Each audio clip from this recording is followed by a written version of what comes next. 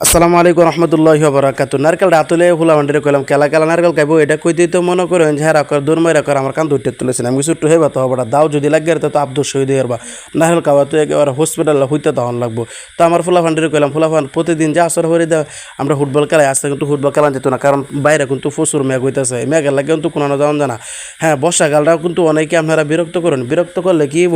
মনে করেন যে অনেকে কই নাই রে বর্ষাকালে দূর যা বর্ষাকাল ভাল লাগে না কোনো যাওয়ান জানা গরম জানা কোনো গেট টু বইয়ে তখন জানা বর্ষাকাল এরকমই আপনি যতই বিরক্ত হন বর্ষাকালই থাকবো বর্ষাকালে কিন্তু রোদকাল হইতো না। হ্যাঁ আরেকটা কথা হচ্ছে জানেন বর্ষাকালে কিন্তু একটা জিনিস খাইলে মজা লাগে আপনারা করতে পারেন কী জিনিসটা আপনারাও খাইবেন এটা মজা লাগবে বিশাল। বর্ষাকালে মনে করেন যে চাল ভাজা খাইলে মজা লাগে আমার ফুলা ফান্ডের কইছে ফুলা ফান আজকে নারকেলের সাথে যদি চাল ভাজা হইতো তাহলে কিন্তু সেই মজা লাগলো। আর যদি বাড়িতে থাকতাম আম্মার যদি কইতো আম্মা তুইলা চাল ভাজ জ্বালাও আম্মা কিন্তু একবারে চালাই গেল চলা হারো গেয়ারে মনে করেন যে চাল ভাজ জ্বালো আল্লাহ আমার লাগিয়া। হ্যাঁ আমি কিন্তু মনে করেন যে যেটা কই আম্মা কিন্তু এটাই করে খালি আমি না একটা সন্তান মনে করেন যে মা বাপরা যেটা মা বাপ কিন্তু আপ্রাণ চেষ্টা করে সন্তানের মন রক্ষা করার লাগিয়া। হ্যাঁ একটা বিষয় কষ্ট লাগে অনেক একটা মা ফার্স্টটা সন্তানরা একবারে ঠিকঠাক মতো একবারে সুন্দর করে মানুষ করতে পারে কিন্তু সেই ফার্স্টটা সন্তান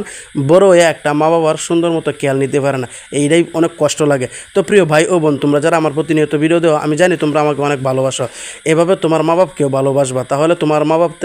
মা বাবার কাছ থেকে অনেক বড় একটা দোয়া আসবে। আর একটা আসল কথা যে কথা না বললেই না পাঁচ ওয়াক্ত নামাজ যে যেখানে থাকো না কেন যে যার কর্মই করো না কেন পাঁচ ওয়াক্ত নামাজ যাচ্ছে এটা করে গুরুত্ব সহকারে আদায় করার চেষ্টা করো না এলে কয় বড় গেলে ফেরেশতারা ঠান্ডা মারে ঠান্ডা করে বলবো এটা যত বড় প্রেসিডেন্টের ফুল আদায় হোক না কেন